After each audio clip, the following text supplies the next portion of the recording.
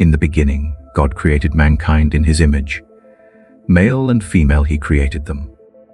But why? Why did God design us as two distinct genders? Was it random, or is there a deeper purpose? Today, the world is confused. It says there are no differences between men and women. It says gender is fluid, that masculinity is toxic, and that femininity is oppression. But what does God say? Each gender carries strengths and qualities that the other lacks. One is not better than the other, but together, they reflect the fullness of God's image.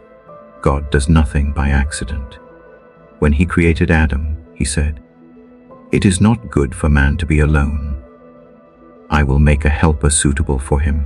From the very start, God made it clear, men and women were meant to complement each other, not compete. The world today wants to erase these distinctions, but God designed them purposefully. Men were made to lead, protect, and provide. Women were made to nurture, support, and bring wisdom and grace. Together, they form the foundation of strong families, strong communities, and a strong society. Look around at the world today. Broken families, fatherless homes, a culture that treats men like disposable workers and treats women like objects. When we abandon God's design, the consequences are devastating. But when we embrace it, we thrive. There was a time when feminism fought for noble causes. Women's rights to education, work, and fair treatment. And that was right. In many ways, men across the world sinned by withholding those rights. Women should have the opportunity to learn, to work, and to contribute to society. But modern feminism has twisted that message.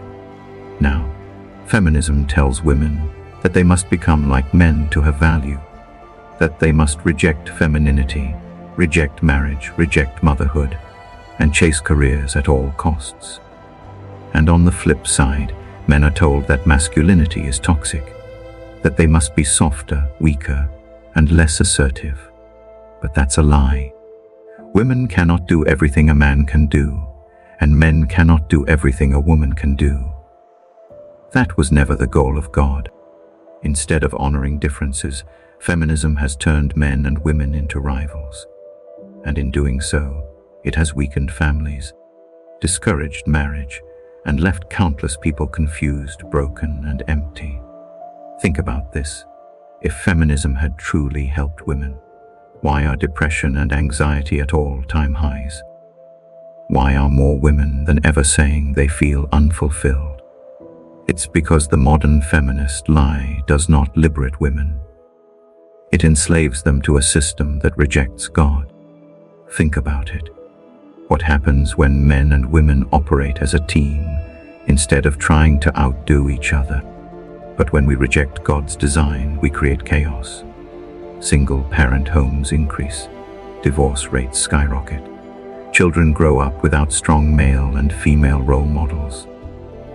This is why the enemy wants to divide us.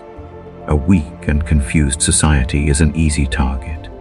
When men stop being men and women stop being women, destruction follows. All throughout Scripture, we see powerful examples of men and women working together for God's purposes. Moses led Israel, but Miriam was right there as a prophetess, guiding the people. Deborah was a judge, and Barak trusted her wisdom to lead Israel to victory. Even Jesus himself honored the roles of both men and women. He chose 12 male disciples, because the 12 disciples will die a gruesome death because of their faith. Yet he entrusted the first proclamation of his resurrection to women. He elevated women's status at that time and for times to come. He showed the world that God views the opinion of both genders equally, and women's voices are just as important as men's. So what does this mean for us today? God made male and female for a reason, not to compete but to complete, not to tear down but to build up. The world wants division, but God calls us to unity. We need each other. Families need both fathers and mothers.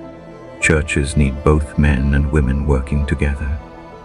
Society needs men to be strong and women to be honored. We must return to God's design.